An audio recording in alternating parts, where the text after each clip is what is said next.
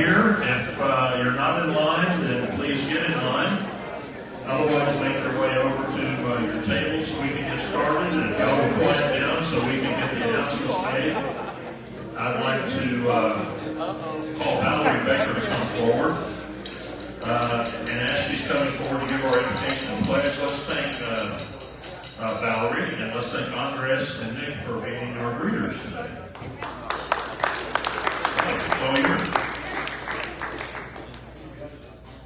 Hello, everyone. I invite you to join me in an invocation. Let us be thankful to those who planted the crops, cultivated the fields, and gathered the harvest. For the plants and animals who have given themselves so that we can enjoy this meal together. And to those who prepared this meal, those who are serving it, and those who will clean up afterwards. Let us remember those who have no festivity, those who are alone, those who cannot share in this plenty, those who are hungry, sick, and cold, and those whose lives are more affected than our own by injustice, tyranny, war, oppression, or exploitation. In sharing this meal, let us be thankful for the good things we have, for family and friends, for warm hospitality, and for good food. Amen. And please join me in the Pledge of Allegiance. I pledge allegiance to the flag of the United States of America and to the republic for which it stands, one nation, under God, indivisible, with liberty and justice for all. And the Texas pledge, please. Honor the Texas flag. I pledge allegiance to thee, Texas, one state, under God, one and indivisible. Thank you. Okay, Valerie, thank you so much. You know, we got a card that I'd like to read to you. You all know that we have Rotary House. If you're a guest, I'll tell you what Rotary House is. We operate as part of our mission, we provide rooms for people.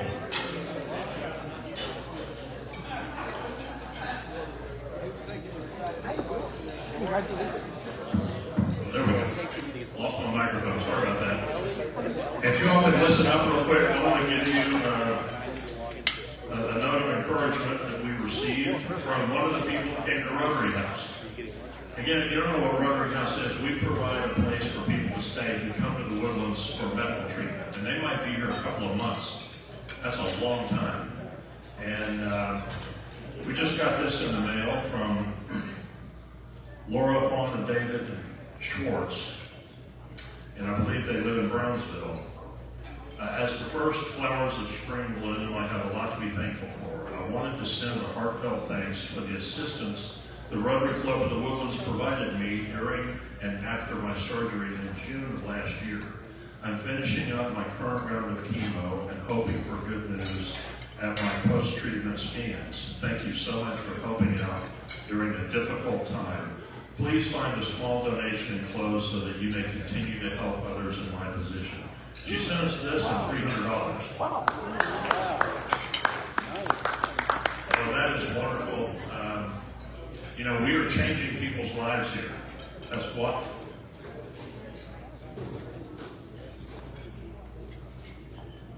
I think we have a problem with the microphone here.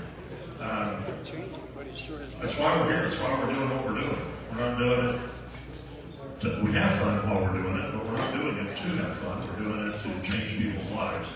And if that doesn't change somebody's life, I don't know what does. Also, on our invocation and our pledges, we have a sign-up sheet for that, and there are a lot of holes in it right now. So if you guys would look for the link in the email that Brooklyn sends out. If you don't have the link, see me after the meeting. I'll get you the link. But we've also got a lot of red badges out there, and this is a great way to turn your red badge into a blue badge. And so we need some people to sign up so that we have that covered, and right now we don't. So please sign up to give the invocation and pledge. And that's not just for red badge members. All you blue badges can do that too. I hope you will. Secretary's report. Will, come on up. Yeah, Will. All right. Checks in out, great. Thank you, sir. Okay, Rotary, good afternoon. and to our guests, welcome. We're going to do some introductions. So I'm going to start over here. Jeannie, if you could please introduce yourself. Hi there, I'm Jean Irwin. I'm with the Woodlands Waterway Marriott Hotel and Convention Center, and I was here about 2 weeks ago, but I so enjoyed it, and we are so excited about becoming members again. A little bit about our hotel, you probably know it, maybe you've attended some events there, but we are crazy busy and we want you to come back. Thank you. Thank you, Jeannie. Welcome. Okay, I have a guest today, Jeff. If you could please introduce yourself. Keep it under 3 minutes. Okay. My name is Jeff Zedlar. Me and my wife moved to the Woodlands about 2-3 years ago from LA. I'm a sci-fi writer. I teach AI, even though I don't know anything about it. I always figure there are some who know less than I do. Thank you for having me. We'll appreciate it. Thank you, Jeff. Clay has a guest today. Holly, welcome. Never take a microphone away from an attorney. Sorry, most of you know Holly Rui. Holly was formerly with the EDP. She's now our Director of Business Development at Civico. Obviously, I need somebody to make sure I'm doing what I'm supposed to be doing, so that's kind of her job as well. So, welcome, Holly. Appreciate it. Welcome, Holly. Thanks for being here and thanks for being tonight, Clay. Okay, Jim has a guest today. George. Here we go. There you go. Hey, thank you. So my name is George Barrow. I'm a resident of the Woodlands since 2018, a native of Louisiana, and I am a real estate research economist at Texas A&M's University, Texas A&M University's Texas Real Estate Research Center. So getting used to saying it just over the last month. It's a mouthful. Thank you for having me. I gotta see that picture. Yeah, I was just thinking the same thing. Thank you, George, for all of our guests for being here today. Put that on the Hey, welcome to all of our guests today. And Gower has an exciting announcement. We're here. We have 2 brief announcements. Very quickly, I want to mention we actually have our time capsule physically on the fireplace mantle over there. So, or curved, I guess, probably right through. I'd like to mention as well that we are thrilled to announce that Tufts Elementary is going to host our time capsule. So we'll be providing some additional updates on that in the next few weeks. We're basically looking at a burial around or on May 19th. So we still have some details working on that front. Related to that, I am working on Echoes Across Time. I mentioned it at the last Rotary meeting on Thursday. It's short 30-second videos where you need a quick message. So we're going to enclose it in the time capsule. Hopefully it'll survive the digital media for 50 years. On a separate note, Rotary After Hours, our next social meeting is April 1st. That's at the tournament course, so just take a look at our events calendar and you'll see it on here. So I'm going to hand off to People still have the microphone fixed, so now you have 2. So I would like to announce our next newbies meeting. It's going to be on April 24th. We tend to meet in the back corner here. If Gower's still set up like this, then we'll just crash this table. So on April 24th at 11, this is for all our Red Badge members. I can see you from here. You can still have a Red Badge and come to the newbies meeting. We can figure out how to plug you into the right committees for you. Or if you're an existing Blue Badge member, then you can come and recruit members for your committee. So that'll be on the 24th at 11. I'll see you there. Okay, thank you, Ron.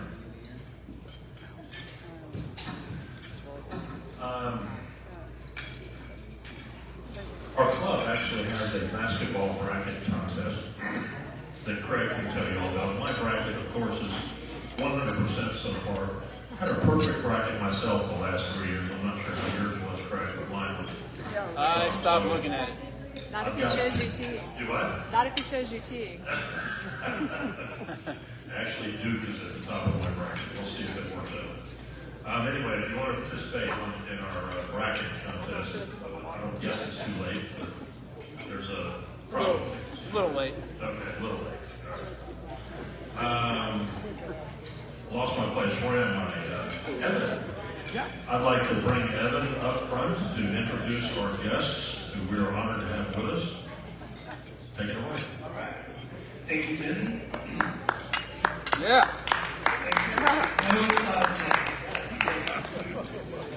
It's great to see all of you here today. Just some housekeeping about the programs that are running today. We do have Commissioner Ritch here, Precinct 3. We'll do a fireside chat situation. Cindy Heiser will be the MC, and I'll bring him up after the introduction. So it's my pleasure to introduce a friend and our recently elected Commissioner for Precinct 3, Ritch Wheeler. Some information about him. He's a dedicated leader in a community serving with deep Texas roots. A proud Baylor graduate, sitting next to the Baylor graduate, a U.S. veteran, and a lifelong Texan. Ritch is also a committed family man, devoted husband, and father of 3 amazing boys.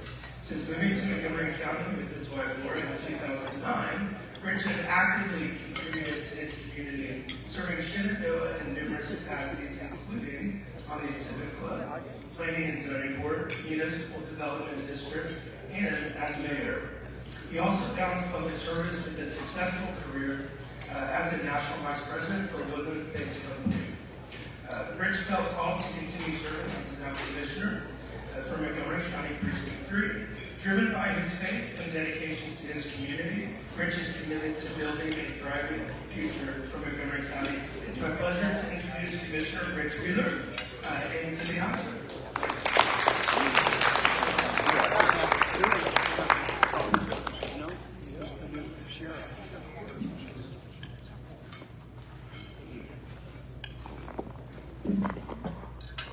So how are you?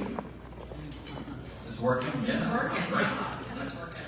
I told Cindy just a minute ago, we ought to be set up over there by the fireplace, right? So we have our fireside chat here. We're not that smart. I'm just throwing out suggestions for the next guy. Work out. Yeah, so noted. That's what we should be doing. Or at least we can have the fake one up here. Actually, not all for the favor. Oh, Oh, yeah. How about that for a conversation? Yeah. All it does. Well, I am excited to just talk to you a little bit because I consider Ritch really a friend now. And the place that I met him, ironically, was actually in this room. Right over there, so at the table. Yep, I remember. It was right after a Rotary meeting. We had a secretary, and he just came in here, and I found out he was running for commission. So I consider him a friend ever since. So excited to talk to him a little bit. But so this is month 3. We are approaching the end of our first 100 days. I think that's more of a presidential thing, but somehow or another, I've been asked enough questions about it. It's been fun. Yeah, I know that sounds crazy to talk about a job or even politics that way, but it really has been fun. And I tell people all the time, it really has more to do with the staff than anything. I mean, when you work with a really good staff, and y'all are all business professionals and some business owners, and you know what that's like. When you have a great team that you work with, it actually does make your job fun to go to work. Tell us a little bit about your team, Ritch. Who did you keep from the last commissioner's staff, and who did you add? Yeah, those are some great questions. So I'll start with who stayed. Basically, the entire, what we call the road crew, or the sort of the guys in the back, if you will. Basically, all of the team back there stayed, and as well as the community center, the nature center. So we started off with, out of the 46 employees that the precinct has, we started off with about 40 from the previous commissioner. All of that road crew, community center staff, nature center staff, and they're great staff members. They really, I say it all the time, they just wanted the handcuffs taken off. They wanted to be able to go do the job, and so that's what we tried to allow them to do, is go do what you do best. In sort of the front office, if you will, sort of the executive side, the administration side, Jade, and I'm going to pronounce her name wrong, Olivier. Looks like Oliver, but it's not. It's Olivier. Jade was previously in a little bit different capacity for the previous commissioner, but she was cross-trained and she knew the back end of the budget and administration, all of those things really well. So she left for a very brief period and wanted to come back. And so she and I had a couple of conversations, and we brought her back in as our Director of Administration. She has, underneath her, she has Roshanae Jennings, who came over with my Chief of Staff, which I'll get to him in just a minute. And then we have a receptionist, Macy, who is also under Jade. So Jade has two folks that she works with. They do an amazing job as far as just administration, reception, all of that type of stuff. Obviously, Rhonda Troe is here. Rhonda and I met. Rhonda's amazing. She keeps me in line because I don't have a filter, and so Rhonda is my filter most of the time. I met Rhonda early on in my campaign, and we just hit it off really well right off the bat. She gave me a lot of her background, her SJRA background. She owns her own communications company, so I knew she was going to be great for public affairs, and so was able to talk Rhonda into coming onto the team as my Director of Public Affairs. Then we also have our Director of Operations, which is Andy Dubois. Some of y'all may know Andy. Andy used to actually be in journalism and then transitioned over to the precinct office, I think 6 or 7 years ago. And Andy's another one of those that I've talked to. He wanted to stay. He wasn't sure if I was going to want him to stay or not. I told him, I said, Andy, you got to stay because you're the guy that knows where all the bodies are buried. So he stayed on. He's doing a great job. He works really well on all of our projects. And then I think probably the most interesting person to come over was the Chief of Staff. Some of y'all may know Matt Beasley. Matt Beasley was Justice of the Peace for Precinct 3. I met Matt back when I was Mayor of Shenandoah. So I came on to Mayor of Shenandoah in 2016. From 2016 to 2018, Matt was the Chief of Staff for Precinct 3 under the previous commissioner. He decided to leave and go do something else. He ran for JP3. He won. He served 4 years. And then in 2022, he ran again, and he won again, and he was halfway through his second term, so he had served 6 years at JP3, and I just happened to run into him one day. I was picking up a to-go order from Perry's. We live real close to Perry's, and my family calls me sometimes and tells me to stop off and pick stuff up, so I was there picking it up. He was there meeting somebody, and we were chatting. And I don't know what it was just one of those taps on the shoulder, that you get. And before I walked away, I said, hey, I know this sounds crazy, but I hope you're not offended by this, but is there any way you would ever even consider coming back and being my Chief of Staff? And he looked at me and he said, I'd consider it. And all I could hear in the back of my head was, so you're saying there's a chance? And so we just kept that dialogue going until finally we came to the agreement that he was going to leave his JP3 position in January 1st when I took office and come on as Chief of Staff. And having him is invaluable. I mean, having somebody who was Chief of Staff, who has been an elected official, so understands those traps, and knows everybody in the county, it seems like. Grew up around here, so knew a lot of people from growing up here, knows a lot of people from being an elected official. Everybody likes him. You can't get anybody to say a bad word about him. And so he was just really the perfect fit. And a Rotarian, by the way. Ah, there you go. So it sounds like the ramp up has been a lot smoother for you than it could have been otherwise with such a great team. Can you tell us a little bit about what you consider your best accomplishments over the last 100 days? Best accomplishments over the last 100 days. Well, one of them was in Commissioner's Court on Tuesday, actually, if we're going to be honest. That was one of the fun days where you really enjoy getting to be a commissioner. For those of you that didn't see it, on January 1st, one of the very first initiatives I had was coming in and making sure that we were naming the new library and community center. currently the Montgomery County, South County Community Center and Library. There was a name that it was going to get switched to. Nobody understood it. I got a lot of feedback. People didn't like it. And so one of the first things I did when I got in office was Rhonda and I put together a sort of a focus group, if you will, and had some community stakeholders. Even had a developer, the gentleman, if you know him, Jim Holcomb. He's actually the gentleman that developed Imperial Oaks. So not just Woodlands, but also, if you want to call it other side of the tracks, some people with some historical perspective for South Montgomery County as a whole. And so we met several times, had a lot of, back and forth, ideas sharing, and we sort of settled in on one of two directions. Either we're going to name it after something, whether it be Grogan's Mill Library or something about trees maybe, or the sycamore, whatever, the live oak library, who knows, whatever's indigenous to Texas, or native, I guess I should say. We're either going to name it after something, or we're going to name it after somebody. And so then we kind of drilled down into, well, if we're going to name it after somebody, then it really needs to be, because we already have George Mitchell Library, right? So it needs to be somebody really influential, really important to South Montgomery County. And let's face it, it's in the Woodlands, and it's even in Grogan's Mill Village Center, which is sort of the epicenter of the Woodlands, at least where it started.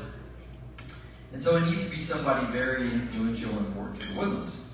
And so we thought, okay, if we're going to say that George Mitchell is the most important and most influential person in the history of, for sure, the Woodlands, but let's just call it South Montgomery County, who's the second most influential and maybe even second most important person in the history of South Montgomery County, and specifically the Woodlands? And we just kept coming back to the name Kevin Brady.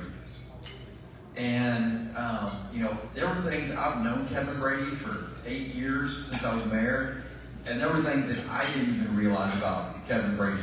Most people know that he was in Congress for a long time for us. What most people don't realize, and I don't even remember all of it, but I think he spent 11 years as the president of the Chamber of Commerce, and was really instrumental in some incredibly important bond initiatives for libraries and schools and things of that nature. He then went and served as the very first resident of the Woodlands at the state of Texas, at the House of Representatives. So the first Woodlands resident to serve in the Texas House of Representatives. And I think, if I'm not mistaken, he was the first person that created the very first legislation that kind of went down the pathway towards the Woodlands Township.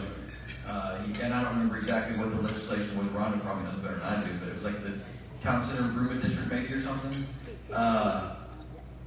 And then he got elected to Congress. And when he got elected to Congress, he was the very first resident of Montgomery County to ever get elected to Congress. Served in Congress for 26 years. And while serving in Congress for 26 years, he was only the third Texan ever to serve as chair for the House Ways and Means Committee. If you don't know what the House Ways and Means Committee is, it is the most important committee in Congress, period. And so he's the third Texan to ever chair that committee. So just, you think about not only all of the accomplishments that he's had, but along the way, all of the things that he did for South Montgomery County and specifically the Woodlands. I couldn't think of a name that was going to go above him. So we will have the Kevin Brady Library and Community Center there at Grogan's Mill Village.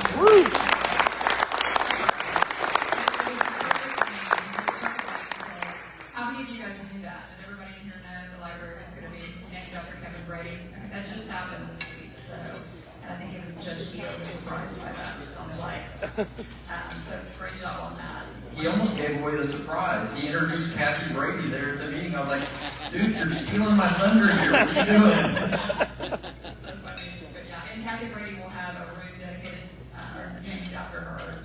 I think there's 11 rooms, and I don't want to spoil the surprise just yet, but we've got 11 rooms inside the community center that will, I won't say require, but have names, and Kathy Brady will be on one of those rooms.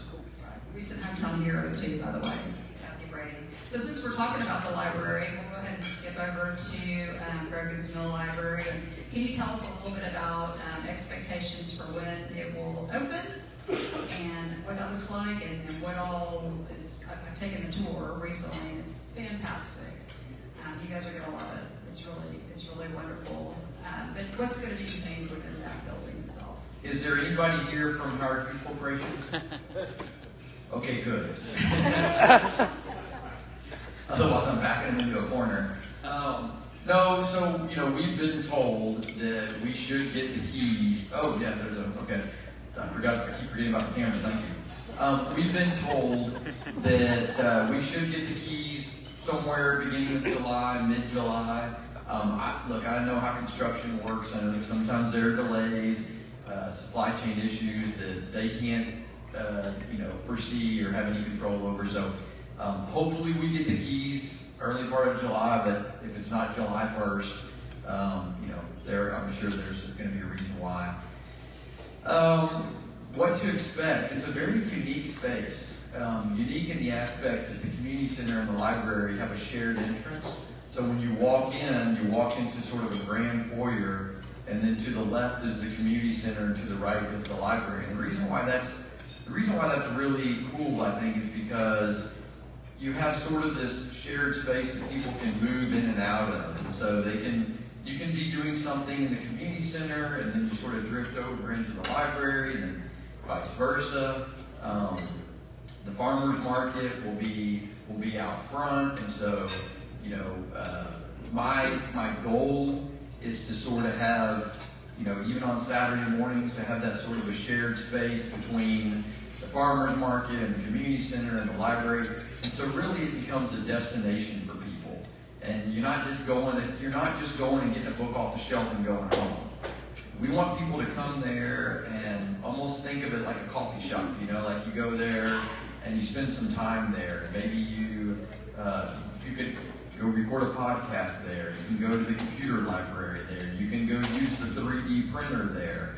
There's a 100-seat amphitheater-style classroom that you can hold lectures in. I mean, there's all sorts of really cool stuff. There's going to be a grand ballroom about the size of this one, maybe even a little bit bigger. I think it holds 300 people at round tables. And I see galas and events and maybe wedding receptions. So it's going to be a very unique space in that it's not going to be transactional. It will be a destination for people to come to and spend time. And that, in and of itself, isn't good just for the library and the community center, but then you still have all those other businesses that flank it. And so you're going to have, there's a crust pizza there, there's a coffee shop, there's a couple other restaurants through there. So those businesses will also enjoy that traffic because somebody's going to come to the community center for an event, or they're going to go to the library and they're going to go, oh, I didn't know that was over there. And then they may decide they want to go over and come back and spend some money there at some point. I think it's going to be fantastic, better than we could have ever dreamed of, honestly, when the concept was coming into being. I'm going to move a little bit over to some of the roadways, and some of the more exciting things are Grogan's Mill and Woodlands Parkway, the improvements there. Could you tell us a little bit about what's going on there? Is that functional, or is it beautification? Is it a mix of both? And when will that be done? I can tell you what little bit I know about that project, because that's actually not a Precinct 3 project. So that is a Woodlands Road Utility District project.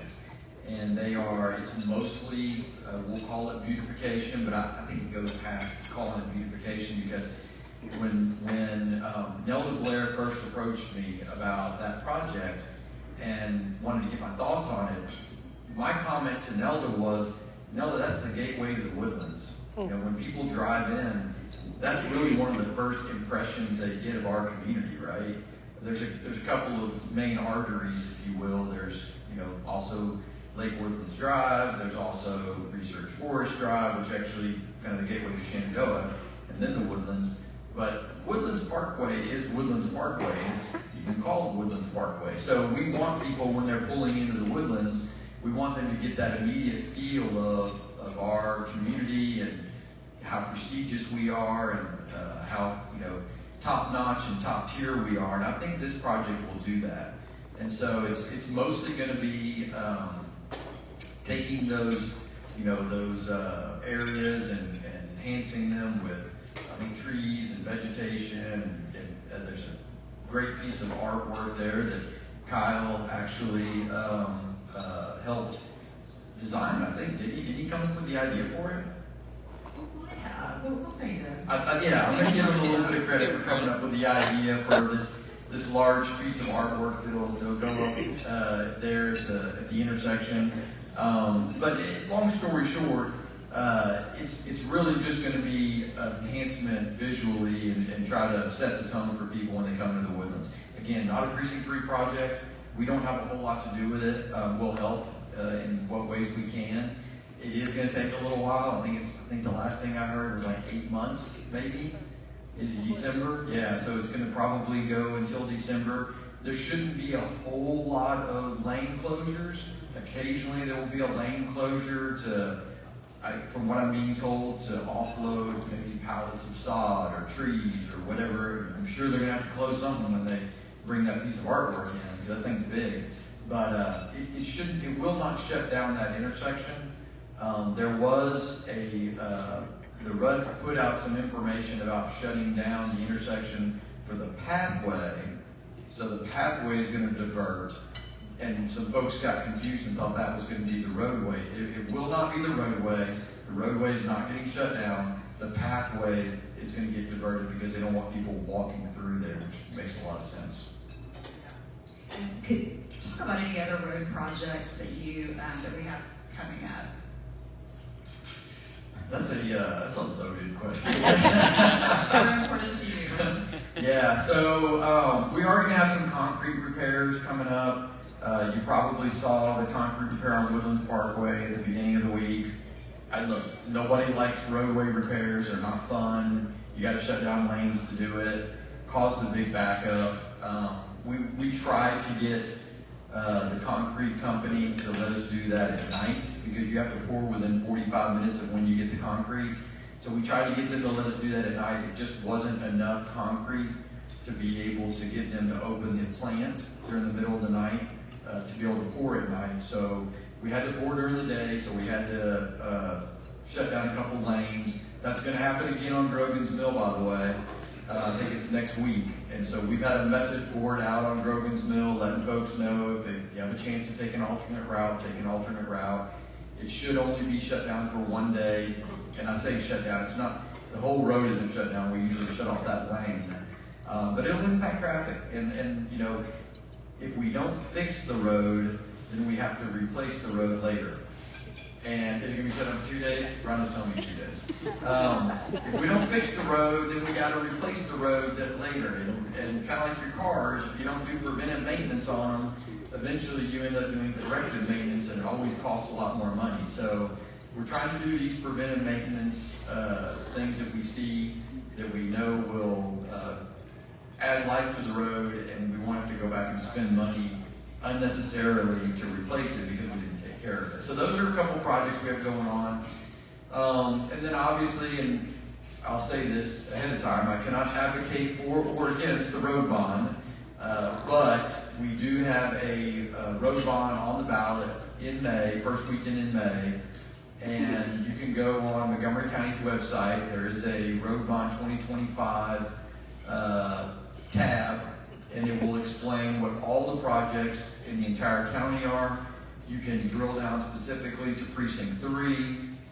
It'll give you a map to show you what the Precinct 3 projects are, and then it will explain the projects in a little bit more detail.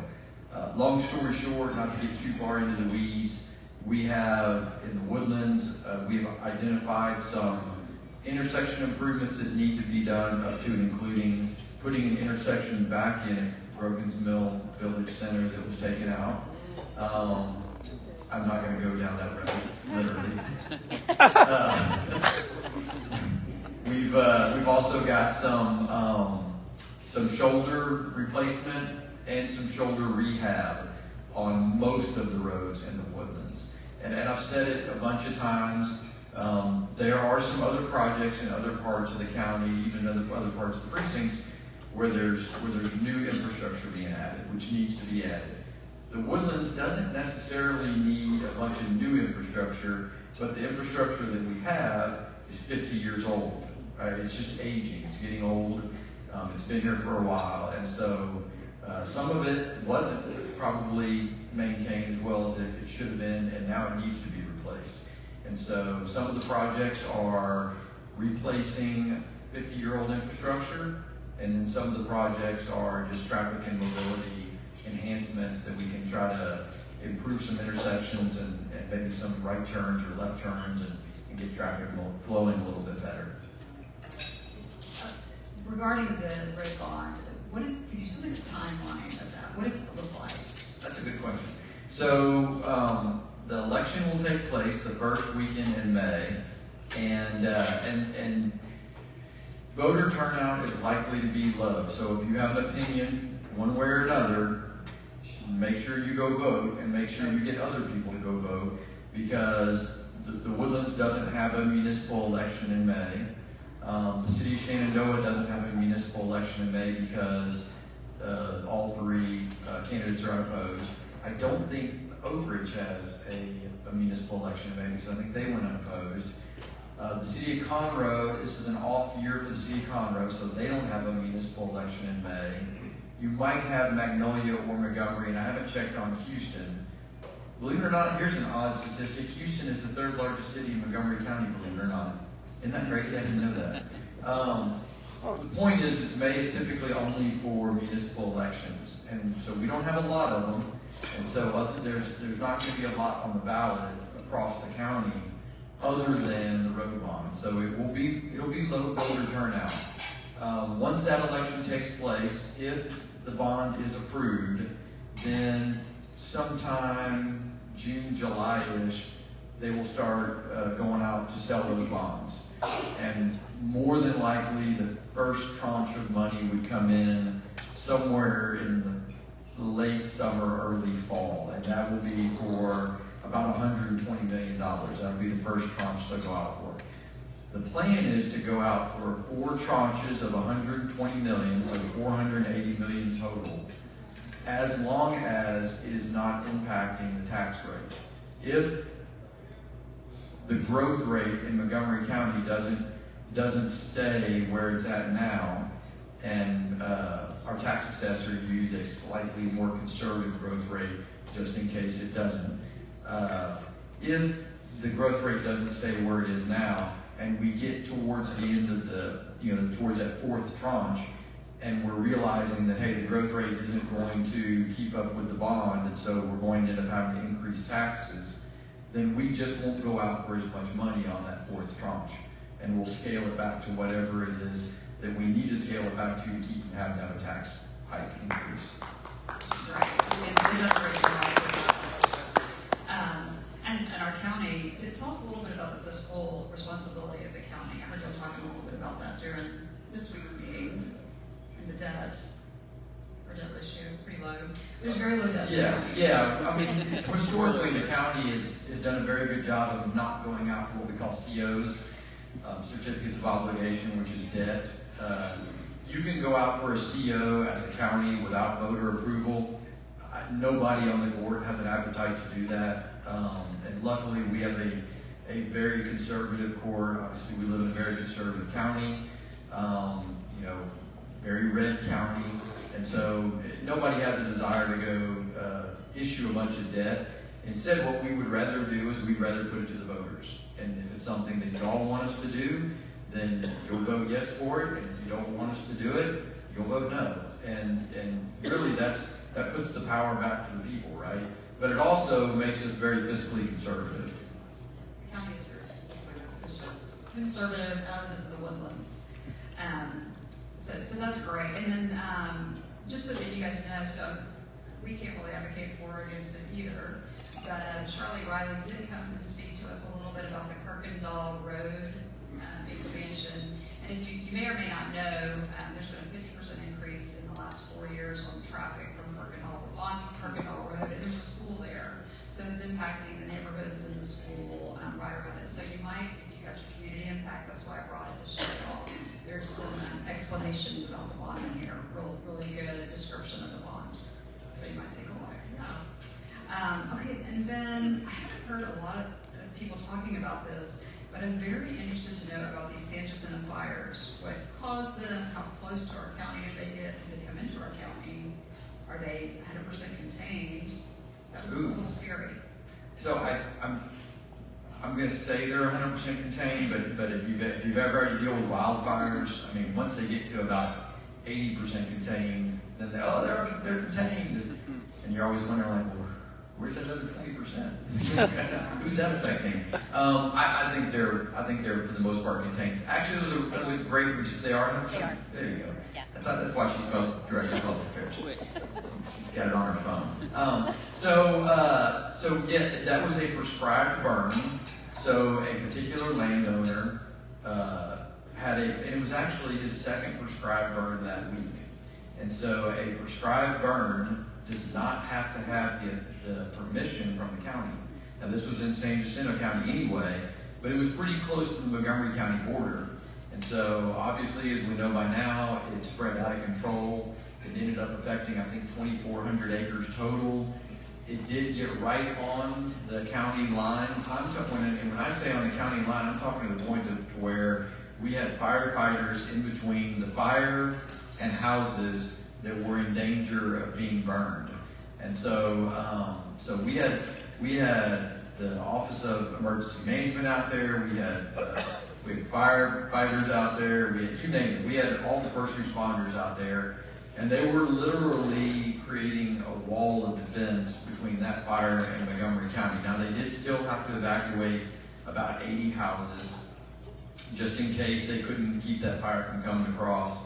And so those folks were evacuated. There was actually only one structure that ended up burning in the fire. It was mostly very rural, very wooded, not a lot of development where that fire was. There was one structure. It was a barn. It did get burned up in the fire. Nobody got hurt. Obviously, we didn't have any loss of life, luckily. And so I think the takeaway from it was, for me, was two things as a county commissioner, because you start thinking about when you're talking about budget and where we're spending our tax dollars and what we're putting money into.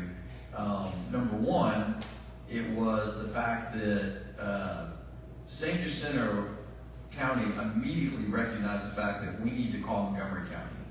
Like, they knew that they needed help and we were the people to call. And so they called us immediately, and that sort of communication back and forth was instrumental and critical in not letting that fire jump county lines into Montgomery County. Had they not waited, and had they tried to control it themselves with their own little volunteer fire department, which is what they have, that could have gotten out of control really quickly and could have gotten really bad for Montgomery County. And the reason why they did that is because they knew that we have the resources and the assets available. And so it goes back to, how do you put a price tag on somebody's life? You know, and so we were able to save property and save lives by having the assets and the people to send out there to go help fight that fire. And so it just shows you that, you know, one of the things we take very serious, not just in Montgomery County, but specifically here in the Woodlands, the township does a great job with this, is focusing as much of your resources as you can into public safety. Y'all probably heard me say it before if you've ever heard me talk. I firmly believe that the most important job of government, any government at any level, the most important job is to protect its citizens. You know, not just protect from, you know, crime and things of that nature, but also to protect from out of control forest fires.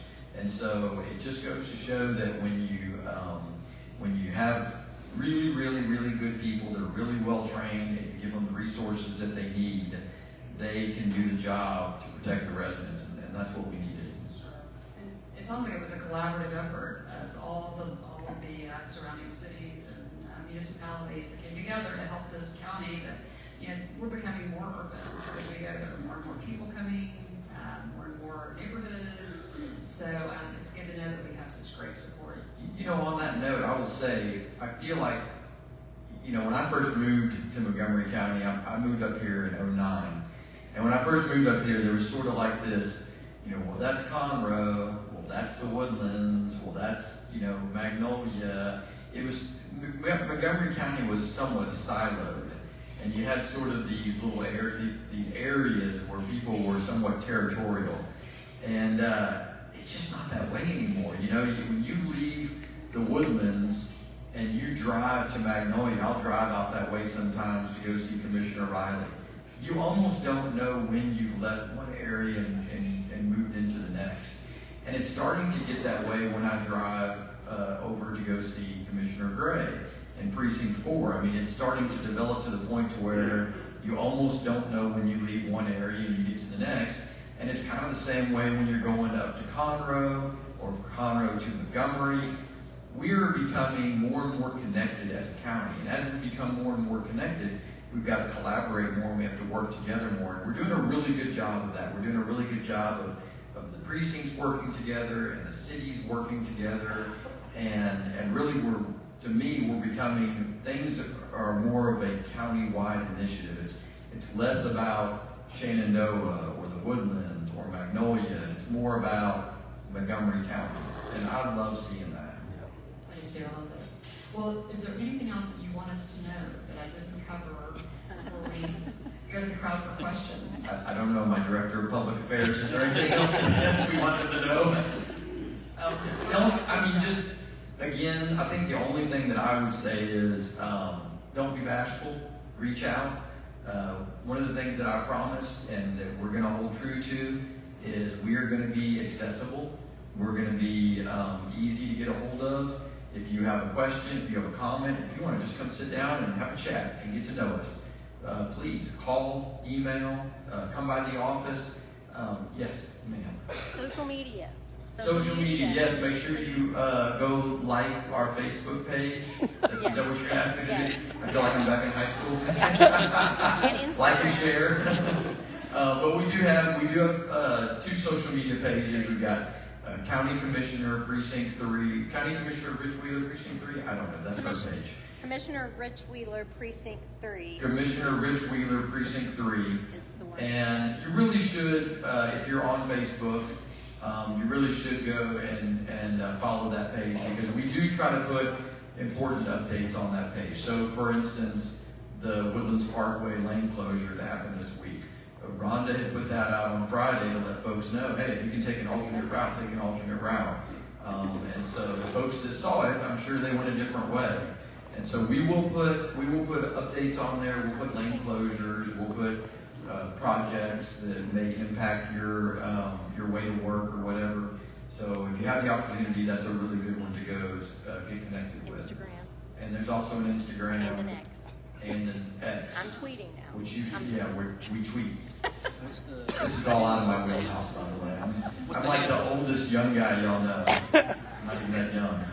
They really do have a great open door policy, which is fantastic. Yeah. We really are enjoying the collaboration and the cooperation from the Commissioner's office. So thank you for that. Fantastic job. The only other thing I skipped was someone had asked a question about the bandit sign. Bandit signs in the county. Yes. Oh, we love that question. Yes. Here's why we love, by the way, and as a politician, I probably shouldn't be saying this. I even hate the term politician, I'm an elected official, but I hate all the signs. I do. I can't stand when you, especially around election season, you know, when you got signs everywhere. It just clutters up our community. So my pledge has been, I will put as few signs out as possible. If y'all just all vote for me, then I'll put any signs out. But I'll put as few signs out as possible because I hate them too. So I hate bandit signs. I'm not a big fan of bandit signs. And so one of the things that we actually just did on Friday, last Friday, we hosted 4 one-hour workshops at the precinct where we had a county attorney, one of our county attorney staff members, come to the precinct and hold training for bandit sign removal. And we had folks from the Woodlands come. We had folks from all over. the township, yeah. How many people did we run through there? 64. So we had 64 students come through that painted sign training from around the area so that they could be certified, because you have to be certified to pick up a painted sign. In the right of way. In the right of way. And so now we are empowering those folks. Rhonda actually got certified, so I can send Rhonda out with a truck and have her go pick up painted signs in the right of way. I'm going to.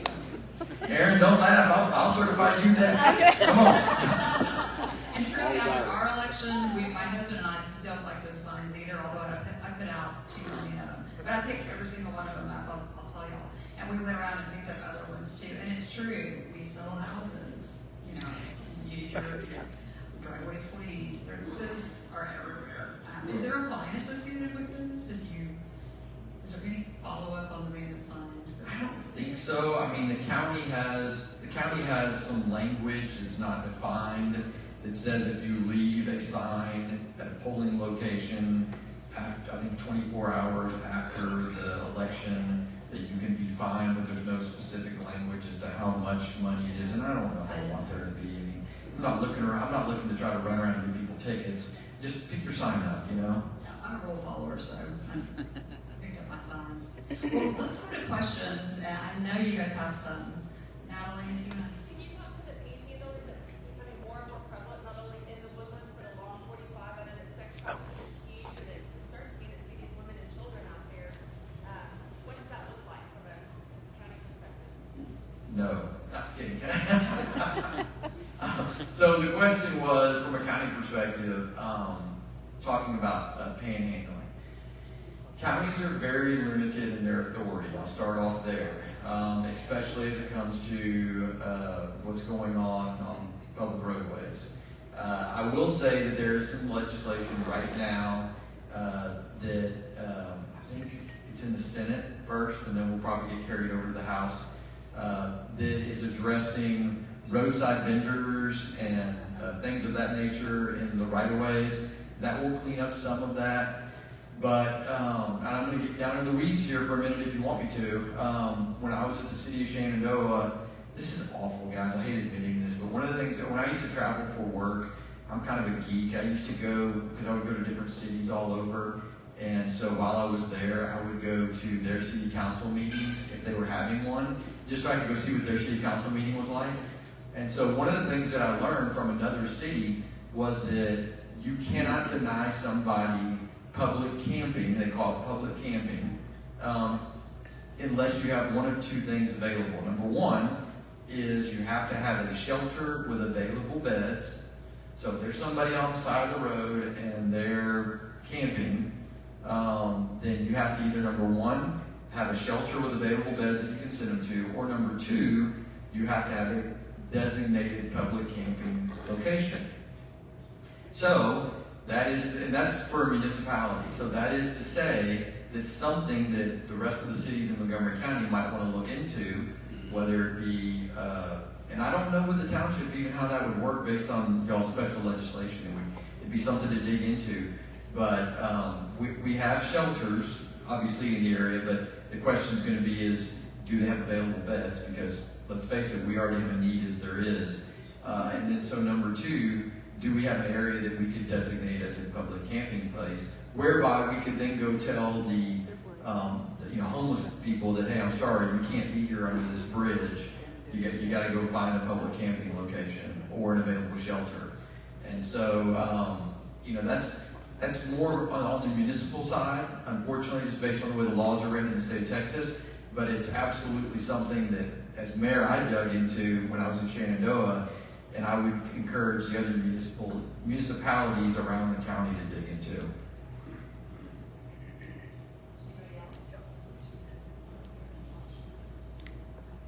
You raise your hand first. Yeah. Conroe has a really nice loop around Conroe. Lufkin has one. Tyler has one. What's the problem that we can't get a loop around the Woodlands? Well, there again, unfortunately, that's not necessarily a county issue, that's a state issue, because we are surrounded by TxDOT roads. So we've got I-45 on the east side, We've got 99 on our southern side. We've got 2978 on our western border, and we've got 1488 on our northern border. All of those are TxDOT roads. So something to keep in mind is if it's a numbered road, that's going to be a state road. If it's a named road, that's usually going to be a county road. Usually, sometimes obviously if you're inside a municipality, it'll be a city road.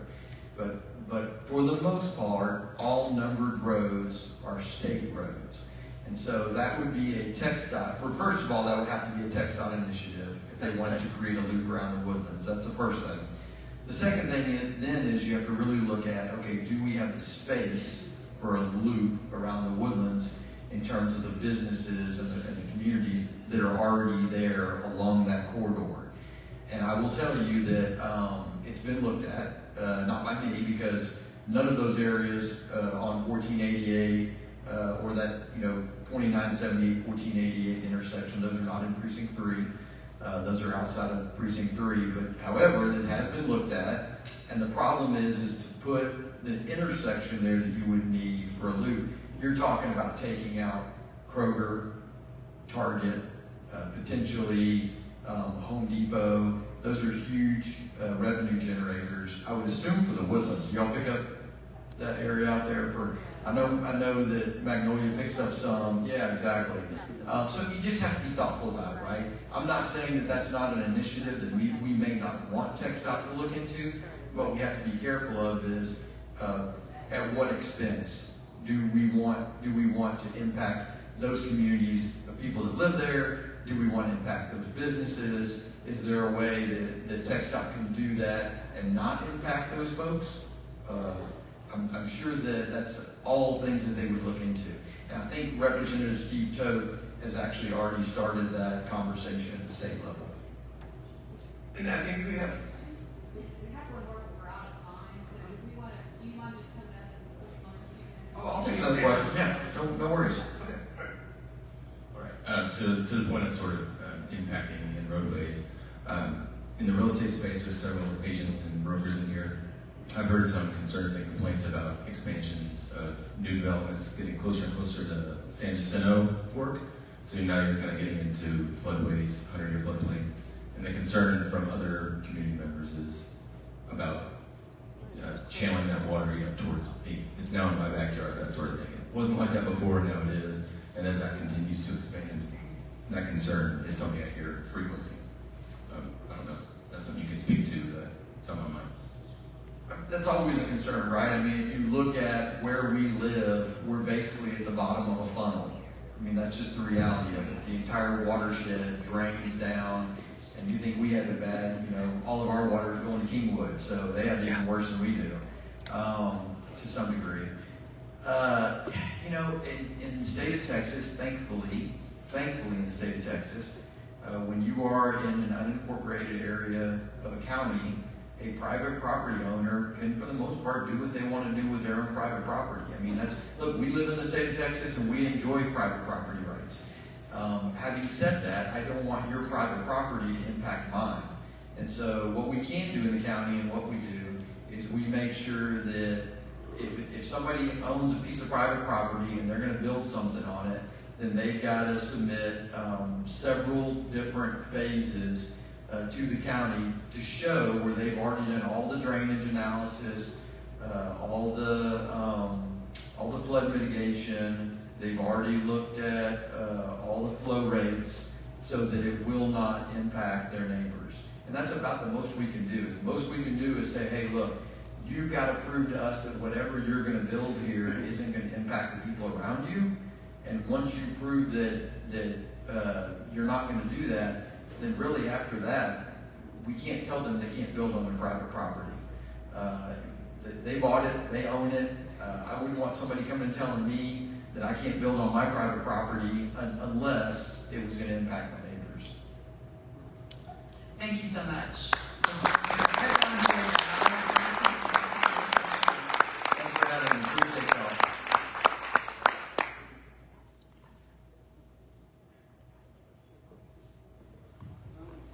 Does anybody have any doubt that we live in the greatest county in the greatest state?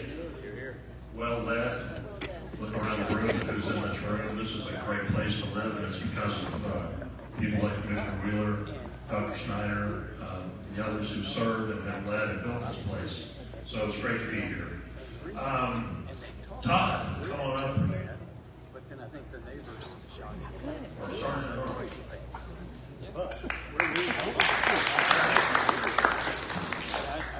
First off, You know, they need to okay, turn great. over All this right. traffic. Okay, let's talk light bulbs. When we say, oh, we can't do it, they have to take out Kroger and Target. So, They don't think about how many used car salesmen does it take to change a light bulb? inconvenience as well. Hey, careful, you should get the auto care somebody. Well, I'm going to write a number down on this piece of paper and you tell me if it works for you. How many pulleys does it take to change a light bulb? 4. You got a problem with that? I gave them $2, but I don't think they got How many real estate agents does it take to change a light bulb? 10, but we'll accept 8. How many surrealist painters does it take to change a light bulb? A fish.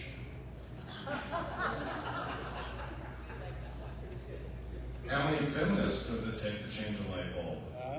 That's not funny. How many country western singers does it take to change a light bulb? 5. 1 to put in the new bulb, and 4 to sing about how much they miss the old bulb. And finally, how many psychiatrists does it take to change a light bulb? Just 1, but that bulb really has to want to change. All right. Okay, so we raised $41 for polio eradication this week, which is great. And we have a $25 Starbucks gift card to draw for our drawing. So I'll have you, Mr. Chamberlain, draw our ticket.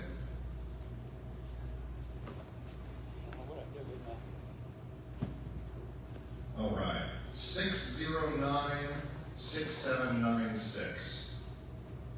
609-6796. All right. Let's try another one. Go ahead. You go again. They don't trust me. Sure. All right, 609-6786. 6786. No? All right. Tickets here. Come on. Keep the streak alive. Keep the streak. All right. 609-6791. All right. I'll break it down to you, Don.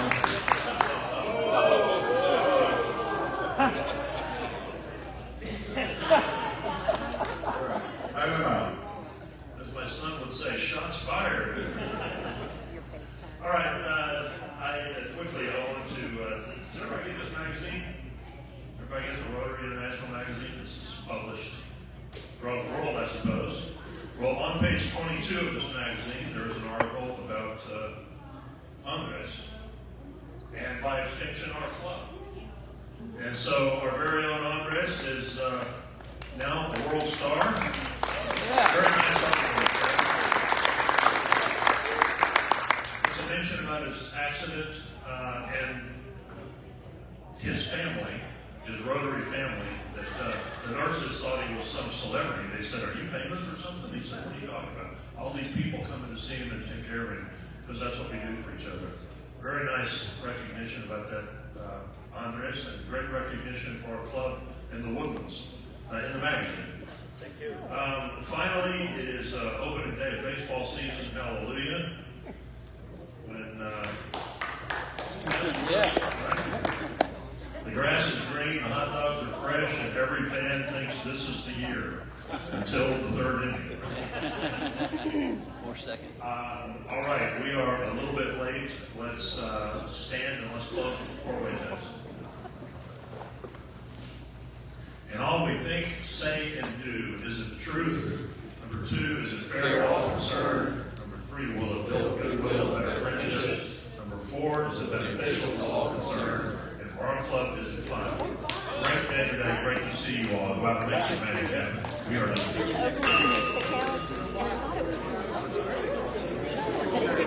have it saved on my computer. So as soon as I get I'll send you all the handles for all of you. So I've got Facebook and Instagram. Okay, good. I'll send you. And X is basically, you know how it goes. There's only 7 different versions.